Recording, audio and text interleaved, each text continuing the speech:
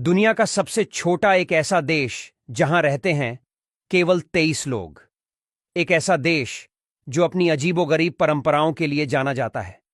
ऐसा माना जाता है कि इस देश की लड़कियां पूरी दुनिया में सबसे ज्यादा सुंदर और लंबी होती हैं। इस देश की कहानी के बारे में जानकर आप हैरान रह जाओगे, क्योंकि यह बड़ी दिलचस्प कहानी है। इस देश के पास है खुद की करेंसी, खुद का फ्लैग और खुद की सरकार, जो केवल इन 23 लोगों के लिए बनाई गई है। आखिर क्या है इस देश की पूरी सच्चाई? चलिए जानते हैं। ऑस्ट्रेलिया के पश्चिमी तट पर एक छोटा सा देश है जिसे द प्रिंसिपैलिटी ऑफ हट रिवर कहा जाता है। यह देश इतना छोटा है कि शायद आपने इसके बारे में कभी सुना भी नहीं होगा। हट रिवर की कहानी बड़ी दिलचस्प है। यह कहानी शुरू होती है 1970 में, जब एक किसान लियोनार्ड कैसली ने ऑस्ट्रेलिया सरकार से नाराज होकर अपनी जमीन को अलग देश घोषित कर दिया। आप सोच रहे होंगे कि भला कोई अपनी मर्जी से कैसे अलग देश बना सकता है, लेकिन लियोनार्ड ने ऐसा ही किया। दरअसल उस वक्त ऑस्ट्रेलिया सरकार ने गेहूं की खेती पर पाबंदी लगा दी थी। लियोनार्ड के पास 75 स्क्वायर किलोमीटर की जमीन थी जहां वो गेहूं की खेती करते थे।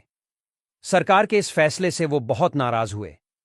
उन्होंने सरकार से बात की, चिट्ठियां लिखीं, लेकिन कोई फायदा नहीं हुआ।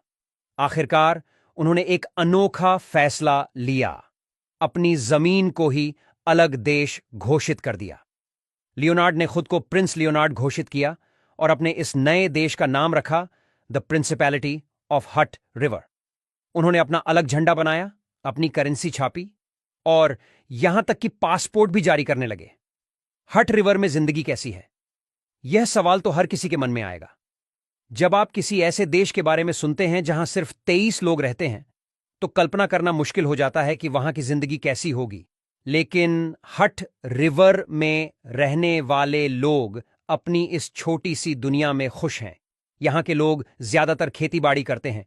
गेहूं, जौ और मटर की खेती यहां की मुख्य आमदनी का जरिया है। लेकिन इसके अलावा यहां का सबसे बड़ा धंधा है पर्यटन। जी हां, दुनिया भर से लोग इस छोटे से देश को देखने आते हैं।